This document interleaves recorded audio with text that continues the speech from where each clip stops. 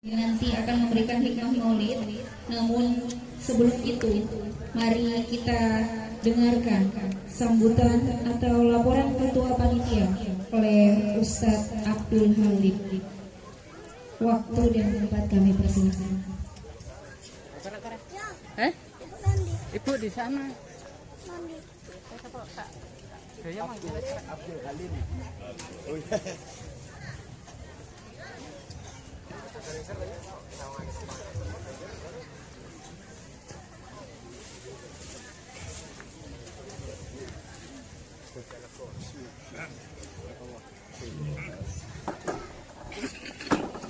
Assalamualaikum warahmatullahi wabarakatuh.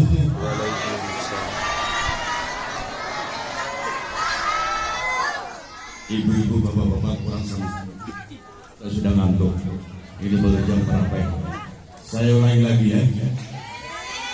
Anak-anak PPD Darul Ulum supaya jawabnya dengan keras ya, serentak. Assalamualaikum warahmatullahi wabarakatuh.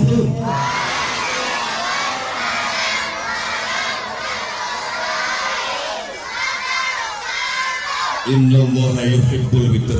Gusti Allah menika senang barang sing ganjil. Satu kali lagi Pak ya. Dijawab dengan tegas, dengan keras, dengan serentak ya.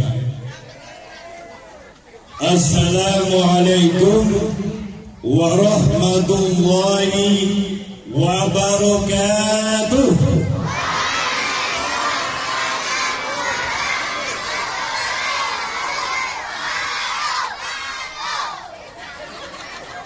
Hamdan syukran lillah.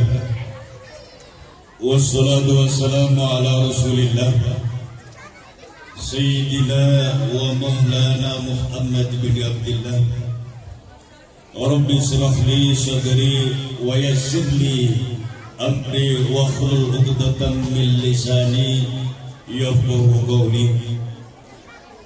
Faqala ma'ana fil Qur'anil 'azim. A'udzu billahi minasy syaithanir rajim. Bismillahirrahmanirrahim. Laqad kana lakum fi rasulillahi uswatun hasanah. Uswatun hasanatun liman kana yarjullaha wal yawmal akhir wa dzakarallaha katsiran. Sadaqallahul azim. Wa sadaqa rasuluhu nabiyul karim. Wa nahnu ala dzalika minasyahidin wasyakirin walhamdulillahi rabbil alamin. Al-ayah amma ba'du.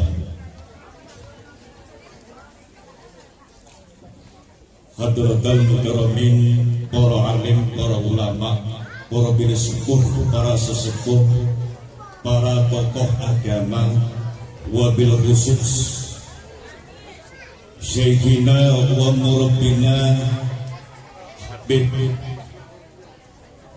Abdurrahman bin Kamil Asegaf. Terima kasih yang saya muliakan. Selamat malam hadir. Wabil khusus Bapak Ketua Ansor Ternate dan Basnas Kota Ternate, semua panitia TPI Darul Ulum dan panitia jamaah Jumawati Al-Bontani yang bernaung di Bastion, dan juga didukung oleh jamaah Wali Songo, KKBJ, Lailatul Istimewa, Fatayat, dan Muslimat. Matur ibu-ibu sampun rawuh wonten ing majelis menika. Alhamdulillah. Hadirin hadirat yang kami hormati, yang tidak kalah penting adalah wali santri TPQ Darul Ulum. Nggih, kula suping nggih Bapak Pengurus Muhammadiyah Ranting Ternate, dan ibu-ibu yang kami hormati, nyuwun anugerah, nyuwun agunipun pangapunten ibu-ibu, kula sepian pun tuwa lan ibu-ibu Asia. Alhamdulillah kita sedaya ing wekdal dalu menika masih diberikan taufik hidayah inayah serta nikmat iman Islam dan rezeki kesempatan. Mudah-mudahan nikmat yang telah diberikan kepada kita semua kita jalankan dengan sebaik-baik. Allahumma salli ala Sayyidina Muhammad. Semoga kita limpahkan kepada junjungan Nabi Allah Nabi Agung Muhammad sallallahu alaihi wasallam yang telah memberikan bimbingan, yang telah memberikan suri tauladan kepada kita semua. Mudah-mudahan kita semua besok di hari yaumul kiamah mendapatkan syafaat dari baginda Rasulullah sallallahu alaihi wasallam.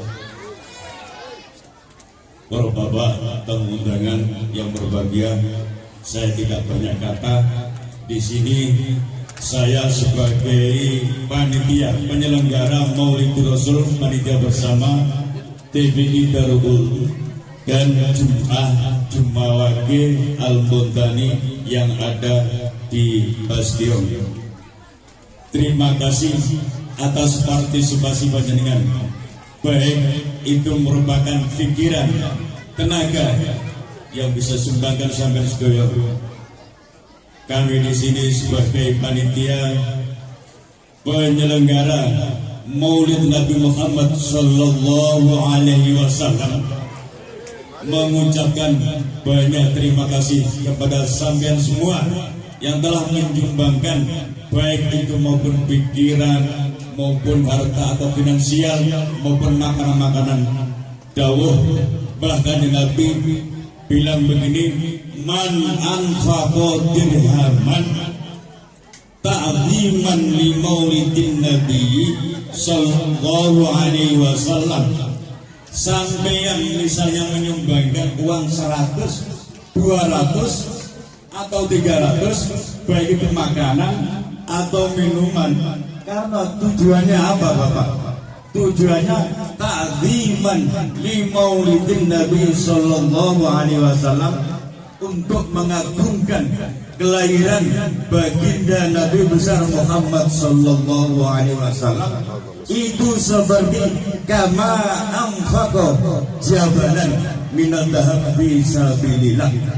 Sampean gaya infak gunung yang terbuat dari emas fi sabilillah. Mudah-mudahan atas partisipasi panjenengan sedaya, baik itu sumbangan, minuman, makanan, apa saja, kami sebagai panitia penyelenggara Maulidul Rasul tidak bisa membalas apa-apa kecuali jazakumullahu khairal jazaa. Mudah-mudahan Allah akan membalasnya. Dari kami, apabila kami di sini kurang begitu berkenan maupun masalah tempat, minuman, apa saja kurang berkenan di hati para bapak ibu hadirin sekalian, sekali lagi kami wakil dari Bolo-Bolo Jamaah Jum'ah Wakil dan TPI Darul Ulum mengucapkan beribu-ribu maaf. Begitu Pak ya? Akhir kalam, wa'alaikum minkum, wassalamualaikum warahmatullahi wabarakatuh.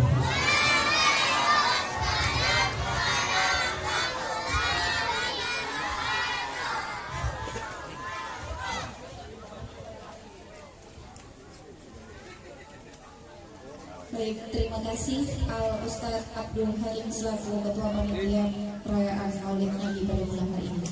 Selanjutnya kita dengarkan sambutan oleh Ketua Pendidikan TPQ Darul Ulum Ustadz Kartaji. Waktu dan tempat kami persilakan.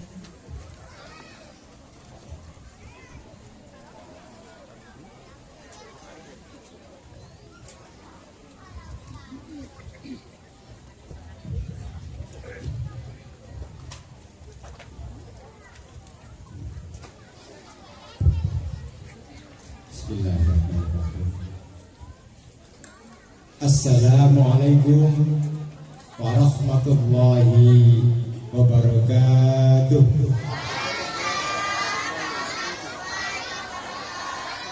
Ya, bisa pelan ya apa-apa. Saya nggak seperti bisa satu kali. Saya ini orangnya kalem, santai. Bismillahirrahmanirrahim. Alhamdulillahirabbil alamin. Assalatu wassalamu ala asrafil anbiya wal mursalin sayyidina wa habibana Muhammadin wa ala alihi wa sahbihi ajma'in. Amma ba'du. Hadratil muhtaramin al-alim al-alamah, utamanya Habib Abdul Rahman yang kami taati dan kami banggakan, kepada para sesepuh bini sepuh yang saya hormati, kepada panjenenganipun Pak Mabul perwakilan dari Basnas yang kami hormati, yang kami hormati pula anakku tercinta perwakilan dari GB Ansor PC Maluku Tengah, yang saya hormati teman-teman sahabat dari ranting Muhammadiyah, ranting Ternate, ibu-ibu Aisyah yang saya hormati, ibu-ibu Fatayat Muslimat yang saya cintai, terutama yang saya banggakan dan saya muliakan adalah ibu bapak wali santri, dan yang saya cintai dan saya banggakan pula putra putri santriwan santriwati yang saya cintai juga.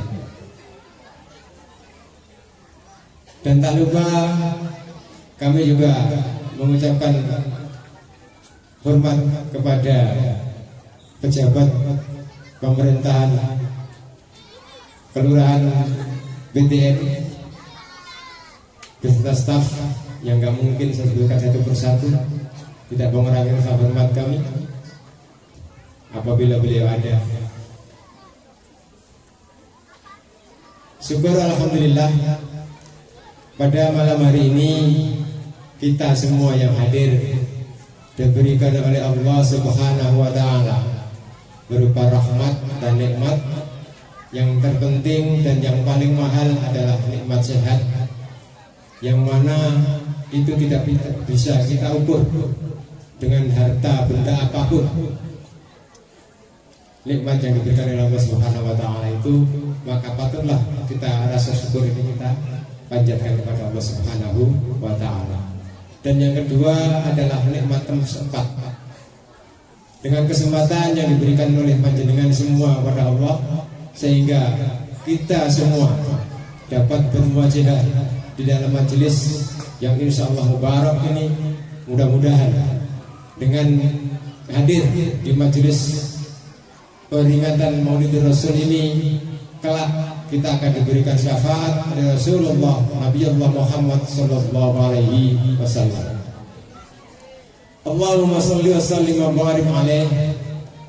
Tetap kepada junjungan kita Nabi Allah, Nabi besar, Nabi akhir zaman, Nabi Muhammad alaihi wasallam. Bapak Ibu hadirin hadirat yang saya hormati, di sini saya didaulat sebagai ketua apa ini? Pendidikan. Terlalu tinggi Pak jabatan itu buat saya. Saya ini dulu cuma mondok 3 hari. Cuma 3 hari di pondok. Alhamdulillah masih diberi kesempatan oleh Allah, umur panjang sehat, sehingga bisa mengamalkan ilmu, bisa mendidik putra-putri yang mungil-mungil ini. Walaupun setiap hari itu kadang-kadang kita naik hitam. Karena apa? Satu diajar, satu melompat meja. Tapi kita syukuri saja. Inilah rahmat. Saya bilang ini rahmat. Karena dengan begitu saya bisa tertawa kadang-kadang. Kalau saya di rumah stres dengan kerjaan, tapi dengan anak-anak biar waktunya 2 jam, saya bisa tertawa. Terlepas dari itu, mudah-mudahan apa yang saya bisa dan teman-teman Ustadz yang bisa ini, insya Allah mudah-mudahan bisa bermanfaat untuk anak didik kita semua. Itu. Dan yang paling penting yang saya harapkan dari ibu-ibu, bapak wali santri, saya minta dukungan dan responnya untuk putra-putrinya. Nggak usah kita ajari anak-anak di rumah masalah ngaji. Cukup kalau pulang jenengan tanya. Ditanya, "Nak, kamu tadi diajar apa oleh tadi di TPG?" Itu aja. Itu sudah merupakan sumbangsih dan partisipasi besar bagi kami sebagai pendidik di sini. Karena dengan begitu, panjenengan semua akan tahu perkembangan putra-putrinya. Anak-anakku ini sudah maju atau belum, masih nakal atau tidak, buktikan di rumahku ya. Karena apa? Waktu yang sampai titipkan kepada kami di TPG hanya 1,5 jam paling lama. Datang maghrib, setelah itu mengaji sampai isya, selesai. Itu kalau nggak ada ekstra. Kalau ada ekstra kurikuler, kadang-kadang saya ajak anak-anak itu ya menyanyi, ya seperti tadi itu ada pujian-pujian seperti yang tadi. Seperti sampai bisa itu Bani Songo tadi itu hasil pertama. Dan insya Allah TPG Darul Ulum ini yang mendidik bukan ustadz sembarang. Alhamdulillah dari 9 ustadz yang ada di sini semua lulusan pesantren. Semua lulusan pesantren. Ada itu Ustadz Muharudin, itu juga bisa qori lagi. Ketambahan ada Ustadz Akbar 25 juz dia hafal. Tuh, Ibu Dewi Kurnia saya itu 9 tahun di pondok, alhamdulillah. Jadi mungkin penjenengan menitipkan putra-putrinya di TPG Darul Ulum, insya Allah tidak rugi. Insya Allah kami juga berniat untuk mendidik putra-putri penjenengan semua dengan ikhlas dan sabar. Dan biasanya kami yang dari Jawa ini nggak ada istilah kekerasan, anti kekerasan. Karena saya juga di pondok sekian tahun itu nggak pernah dipukul guru saya, nggak pernah. Dan itu saya tanamkan kepada ustadz-ustadz di sini. Anak-anak mari kita dekati dengan cara persuasif. Artinya tetap kita pakai hati. Dari hati ke hati, insya Allah anak-anaknya kan bisa luluh hatinya. Alhamdulillah. Kedatangan saya selama hampir kurang 3 minggu. Saya membina anak-anak ini karena saya lama di Jawa. Waktu peresmian itu berapa hari saya langsung berangkat Jawa sampai hampir 3 bulan. Dan saya aktif baru sekitar 3 minggu. Alhamdulillah sudah banyak perubahan dari yang pertama. Alhamdulillah. Selanjutnya kami di TPG Darul Ulum insya Allah punya misi dan misi. Untuk apa? Untuk panduan kita ke depan, supaya kita punya fondasi, punya landasan. Untuk itu kami mohon didengarkan ibu-ibu visi misi dan tujuan kami, supaya panjenengan yang menitipkan putra-putrinya nggak ragu di sini dan bisa dibuktikan insya Allah. Visi kami adalah terwujudnya generasi muslim yang Qurani, yang mampu membaca dan menghafal Al-Quran dengan mujawez serta berakhlakul Qurani. Ini visi. Sedangkan misi saya dan kawan-kawan semua yang ada di sini menanamkan dasar-dasar dan nilai keimanan dan ketakwaan kepada Allah Subhanahu wa taala. B. Mendidik santri untuk membaca Al-Quran dengan muzawwaj dan menulis Al-Quran dengan baik dan benar. C. Membentuk pribadi muslim sejak dini dengan menekankan akhlakul karimah. E. Mendidik anak dan melatih untuk dapat membaca Al-Quran dengan baik dan benar sesuai dengan kaidah ilmu tajwid. Ini semua tidak akan berjalan Bapak Ibu kalau panjenengan semua tidak mensupport kami yang ada di sini. Supportnya apa? Ya tadi itu, hanya itu saja supportnya. Tolong anak-anak kalau pulang mengaji jangan dibiarkan keluar dulu. Tanya, diajar apa tadi kamu di TPG? Dan seyogianya Bapak Ibu, saya minta kalau anaknya mau berangkat ngaji, tolong ditunggu di rumah. Usahakan anak-anak ini berangkat dengan minta izin, paling tidak, dan harus mencium tangan orang tua dan ucap salam. Ini harus dulu. Sempatkan waktu kalau memang ingin mempunyai anak-anak yang pintar, ingin punya anak-anak soleh-solehah, sempatkan waktu itu. Kalau pulang pun begitu. Kalau bisa sampean sambut di depan pintu anak yang pulang mengaji. Usahakan dia harus jabat tangan dulu, cium tangan, baru ucap salam, baru ajak masuk rumah. Itu dulu saya dikasih ujangan sama kiai saya seperti itu. Dan insya Allah saya sudah menjalankan anak-anak saya, dan alhamdulillah semuanya baik-baik, semuanya baik-baik. Mungkin hanya itu yang bisa saya sampaikan kepada Bapak Ibu yang saya hormati. Karena waktu juga sudah malam, Asyik Habib mungkin lebihnya kelamaan. Lebih dan kurangnya kami sebagai wakil dari para ustadz dan ustadz di sini mohon bermaaf semaaf-maafnya, dan kami akhiri wallahul muwaffiq ila aqwamit thoriq. Assalamualaikum warahmatullahi wabarakatuh.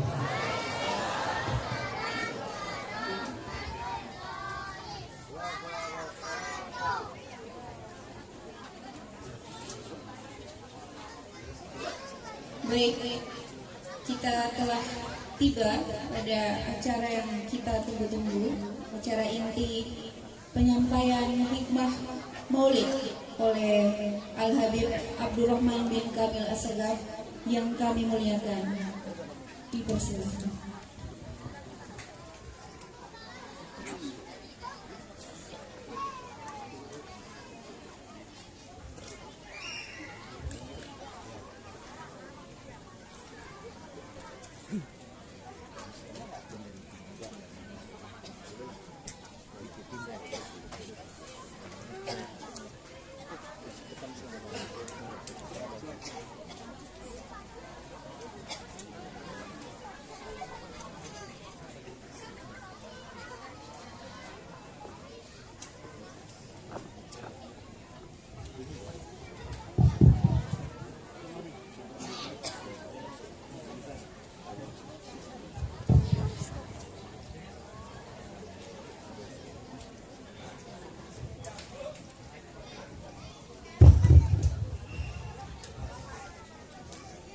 Assalamualaikum warahmatullahi wabarakatuh.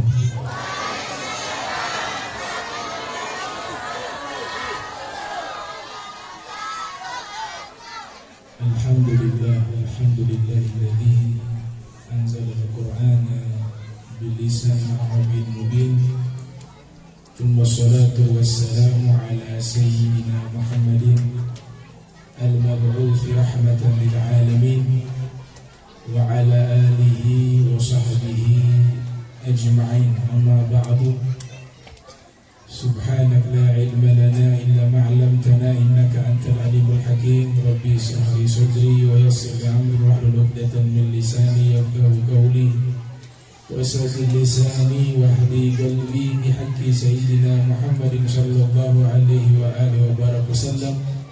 Ya man huwa fi 'uluwihi kain, ya man huwa fi fi'li hamid, ya man huwa fi majdi matin, Allahumma akrimna bi nuril fahmi wa akhrijna min zulumatil wahmi warzuqna fahman nabiyyin wa hifdzal mursalin wa ilhama malaikatil muqarrabin. Rabbana zidna ilman wa fahma wa aqla ya akramul akramin bihaqqi sayyidina Muhammadin khatamil anbiya'i wal mursalin ya rahman ya rahim. Wa sallallahu ala sayyidina Muhammadin wa ala alihi wa sahbihi wa baraka sallam. Walhamdulillahi rabbil alamin. Yang saya muliakan, saya hormati seluruh pengurus beserta para asatiz yang mengajar di TPQ Darul Ulum. Yang saya muliakan, saya hormati ketua panitia beserta seluruh panitia. Yang saya muliakan, saya hormati tim Hadra Wali Songo.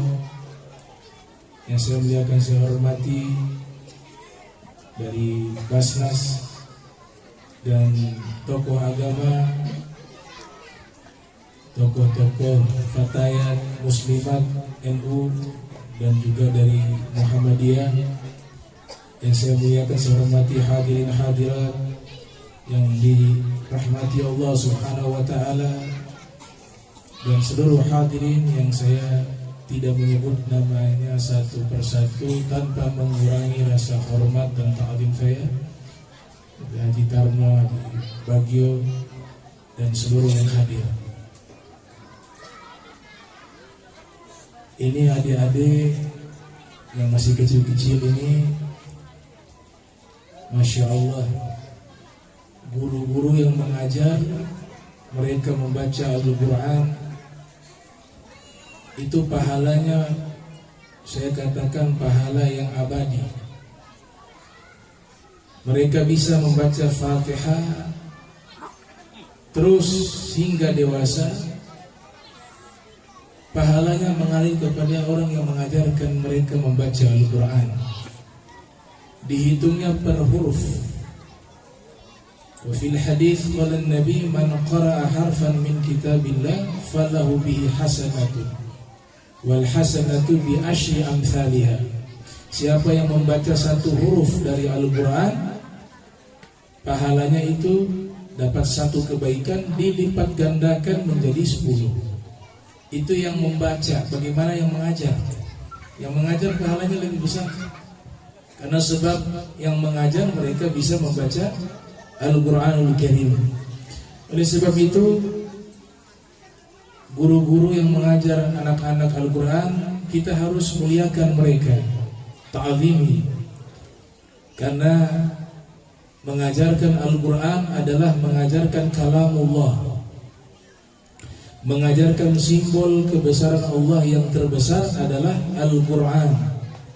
Dikatakan sebagai Sayyidul Kutub, pemimpin kitab suci. Setiap hurufnya adalah wahyu dari Allah Subhanahu wa ta'ala. Maka orang-orang yang ikut mengajar juga dimuliakan Allah Subhanahu wa ta'ala. Guru-guru kami mengajarkan selayaknya orang tua itu paling minimal ngajar Fatihah ke anak, sisanya biarkan guru. Kenapa demikian? Karena ketika orang tua mengajarkan Fatihah itu kepada anaknya sendiri, maka masuk juga kepada anak soleh yang mendoakan orang tua. Karena surat Fatihah itu dinamakan surat doa. Sebagaimana hadis riwayat Muslim yang lahir tahun 204 Hijriah, wafat 261 Hijriah, di dalam sahihnya Rasul bersabda, "Idza mata ibnu Adam inqata 'amaluh." Kalau anak Adam meninggal, seluruh amalnya terputus kecuali 3. Sedekah jariyah, sedekah yang mengalir, ditafsirkan wakaf oleh para fuqaha. Yang kedua, ilmin yuntafa'u bih, ilmu yang bermanfaat. Dan yang ketiga, waladin sholihin yad'ulah, anak soleh yang selalu mendoakan orang tuanya. Jadi secara otomatis anak yang membaca suratul Fatihah, dia dianggap mendoakan orang tuanya. Maka paling minimal orang tua itu mengajar anaknya surat Fatihah. Selebihnya diserahkan kepada guru. Sehingga dia masuk ke dalam hadis waladun sholihun yad'ulah, anak soleh yang selalu mendoakan orang tuanya. Dan ini ilmu Al-Quran termasuk ilmu agama ranking 1, berada di level paling tertinggi. Setelah itu hadis Nabi. Kenapa level paling tertinggi? Karena dia membahas dan mengkaji firman Allah Ta'ala. Caranya saja beda. Kalau Al-Quran ada tata cara, gak boleh disentuh kecuali wudu. La yamassuhu illal mutahhar. Tapi kitab-kitab yang lain tidak pengharaman kita menyentuh dalam keadaan tidak berwudu, tapi adabnya kurang. Ya, baiknya belajar ilmu agama itu, baik itu ilmu hadis atau ilmu fikih atau ilmu lainnya, baiknya dengan wudu. Tapi Al-Quran haram menyentuhnya tanpa wudu. La yamassuhu illal mutahhar. Wa fi riwayat dikatakan la yamassul Qur'ana illa tahirun. Tidak boleh menyentuh Al-Qur'an terkecuali suci. Dan ini kesepakatan dari para a'immah. Nah, itu menunjukkan bahwa Al-Qur'an begitu mulia. Sehingga kajiannya itu butuh perangkat ilmu yang luas. Ulama terdahulu ketika membahas Al-Quran itu diistilahkan dengan ulumul Quran, ilmu-ilmu Al-Quran. Tidak disebut ilmu Al-Quran, tapi disebut ulum. Beda, ilmu itu bentuk tunggal, satu ilmu. Tapi ketika ulum, ilmunya banyak. Bahkan Imam Nawawi yang lahir 631 Hijriah, wafat 676 Hijriah, menulis satu risalah khusus berjudul At-Tibyan fi Adabi Hamalatil Quran. Di situ membahas etika bagi penghafal Al-Quran dan orang-orang yang belajar Al-Quran. Sebelum belajar, diperhatikan etikanya terlebih dahulu, akhlaknya terlebih dahulu. Dibahas oleh Imam Nawawi di dalam kitab At-Tibyan. Kemudian ada juga ulama terdahulu yang membahas tentang ulumul Quran, yaitu Ibnu Zawzi al-Baghdadi yang lahir tahun 510 Hijriah, wafat 597 Hijriah, di dalam kitab berjudul Fununul Afnan fi Uyuni Ulumil Quran. Ada juga ulama bernama Burhanuddin Zarkashi, kelahiran tahun 745 Hijriah, wafat 794 Hijriah, menulis kitab berjudul Al-Burhan fi Ulumil Quran, membahas tentang ilmu-ilmu Al-Quran. Muncul juga ulama abad ke-8, lahir 849 Hijriah, wafat 911 Hijriah, Al-Imam Suyuti, menulis kitab Al-Itqan fi Ulumil Quran. Muncul juga ulama setelahnya bernama Imam Zarqani, menulis kitab Ulumul Quran, judulnya Manahilul Irfan fi Ulumil Quran, membahas tentang ilmu-ilmu Al-Quran. Muncul juga generasi kontemporer, Profesor Dr. Syekh Ali As-Sobuni, menulis kitab berjudul At-Tibyan fi Ulumil Quran. Dan masih banyak ulama-ulama lainnya yang mereka menulis ilmu-ilmu Al-Quran.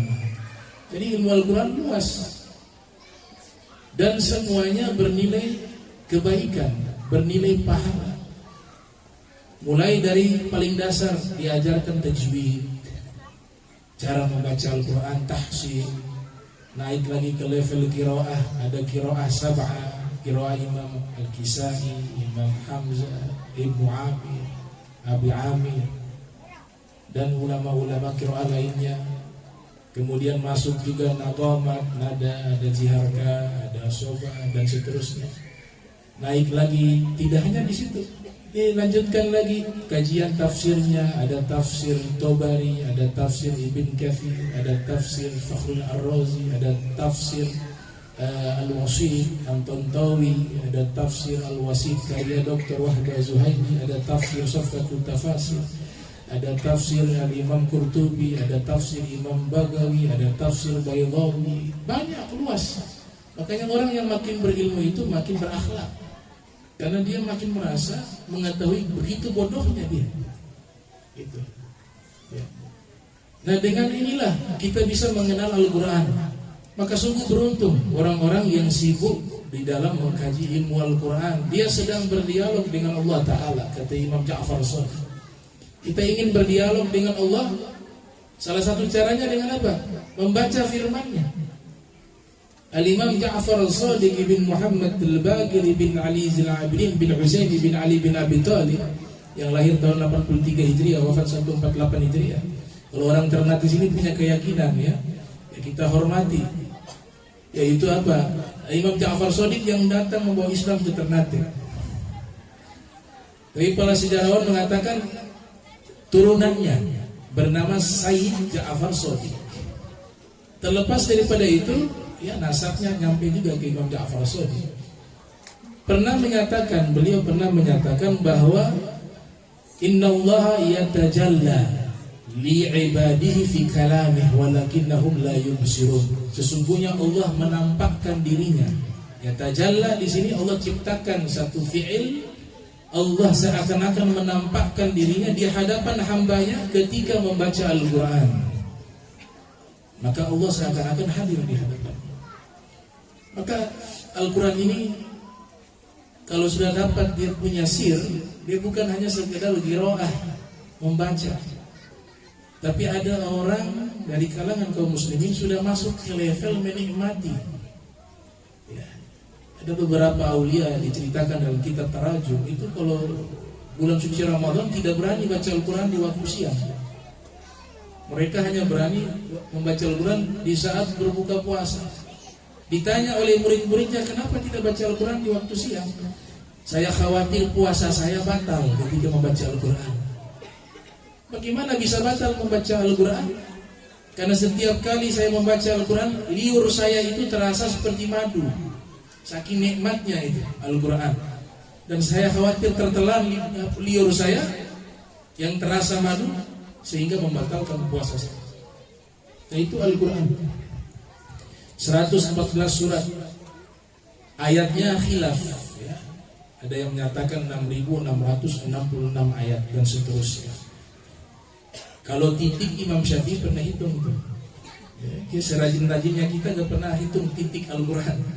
Wal Imam Syafi'i lahir 150 Hijriah, wafat 204 Hijriah, pernah menghitung titik Al-Quran secara manual. Itu kurang lebih 1 juta lebih titik di dalam Al-Quran. Bahkan Al-Imam Ibnu Zawzi Al-Baghdadi dalam kitab Fununul Afnan fi Uyuni Ulumil Quran juga pernah menyatakan, saya juga sudah menghitung titik di dalam Al-Quran, itu jumlahnya hampir 2 juta titik. Begitu rajinnya ulama kita, ya, sehingga titik juga dihitung. Kata Imam Abu Ja'far At-Tabari yang lahir tahun 224 Hijriah, wafat 310 Hijriah, dalam kitab Jami'ul Bayan mengatakan, setiap titik dalam Al-Quran memiliki makna.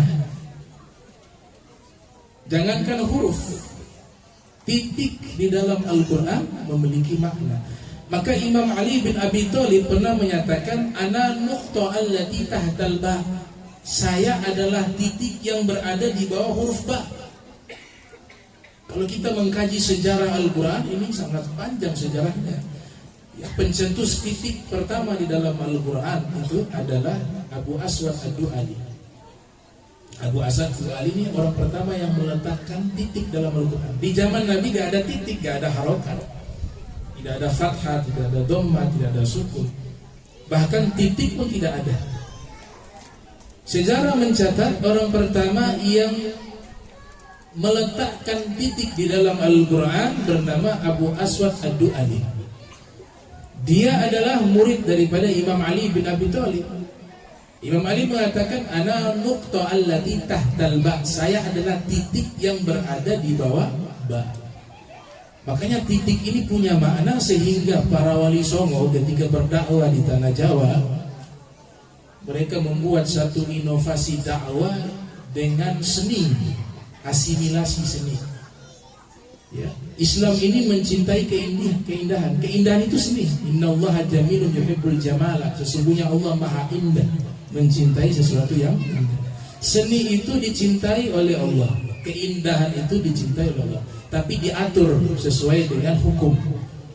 Wali Songo tidak menghilangkan seni, tapi mengatur, memanage seni tersebut. Dibuatlah satu metode dakwah dengan seni lukis di pakaian, namanya batik, ba dan titik. Ba musahabatu bil barakah. Ba itu disertakan dengan keberkahan. Titik itu Allah. Makanya kalau buat batik diawali dengan titik dulu, berputar ke sana kemari dengan berbagai macam corak-corak lukisannya itu yang abstrak itu, tapi diawali dengan titik. Artinya kita ini berasal dari satu titik Allah dan akan kembali ke titik itu. Itu yang disebut inna lillahi wa inna ilaihi raji'un. Kita akan kembali kepada Allah Ta'ala. Ini luar biasanya untuk Al-Quran. Maka ini TPQ Darul Ulum, institusi ilmu-ilmu, dari namanya saja ulum bentuk jamak, ilmu-ilmu. Ya, saya punya harapan nanti diajarkan juga Al-Quran, tajwid, juga akhlak. Ini yang penting juga nih, akhlak al-karimah. Ya, sehingga apa? Al-Quran bisa menjadi apa? Menyatu dengan dirinya. Al-Quran itu dia bisa menyatu dengan diri kita ketika hati kita bersih, ketika lisan kita bersih, maka dia akan bisa menyatu dengan kita. Nah, inilah disebut dengan Darul Ulum. Al-Imam Ibnul Qayyim yang lahir tahun 691 Hijriah, wafat 751 Hijriah, dalam kitab Zadul Ma'ad fi Hadi Khairil Ibad menyatakan bahwa proses Nabi menerima Al-Quran itu atau menerima wahyu itu punya 7 proses. Kalau di dalam terminologi ilmu ulumul Quran biasa disebut Al-Quran itu kalamullah al-munazzalu ala qalbi sayyidina Muhammad sallallahu alaihi wasallam biwasitati Jibril at-ta'abbud bitilawati al-manqul bitawaturi al-mabdu bi surati al-Fatihah al-makhtum bi surati An-Nas. Al-Quran adalah firman Allah yang Allah turunkan ke dalam hati Nabi Muhammad lewat perantara malaikat Jibril yang bernilai ibadah ketika membacanya diriwayatkan secara mutawatir, diawali dengan surat Al-Fatihah, ditutup dengan surat An-Nas. Itu disebut Al-Quran. Rata-rata istilah atau terminologinya itu Al-Quran dibawa oleh malaikat Jibril. Padahal ada 7 menurut Ibnu Qayyim. 7 cara Nabi menerima wahyu, bukan hanya lewat malaikat Jibril. Konsep di tasawuf terbalik sebenarnya. Kalau Jibril itu muridnya Nabi Muhammad, bukan guru. Jadi jangan sampai kita memahami bahwa Jibril menyampaikan wahyu kepada Nabi layaknya guru kepada murid. Tidak. Rasul pangkatnya sebagai maha guru. Jibril sebenarnya murid. Tapi itu simulasi yang memang Allah atur. Makanya wahyu diturunkan 2 kali, kata Syekh Abu Habib Sya'rani yang lahir tahun 898 Hijriah dalam kitabnya Al-Anwarul Qudsiyah fi Ma'rifatil Gawaid Sufiyah. Itu 2 kali Al-Quran diturunkan. Yang pertama, penurunan pertama secara utuh, secara zahir. Yang kedua, secara utuh 114 surat secara batin. Disampaikan kepada Nabi. Jibril menyampaikan kepada Rasul dengan 4 cara wahyu tersebut. Yang pertama, Jibril menampakkan wujud aslinya di hadapan Nabi, kemudian menyampaikan wahyu.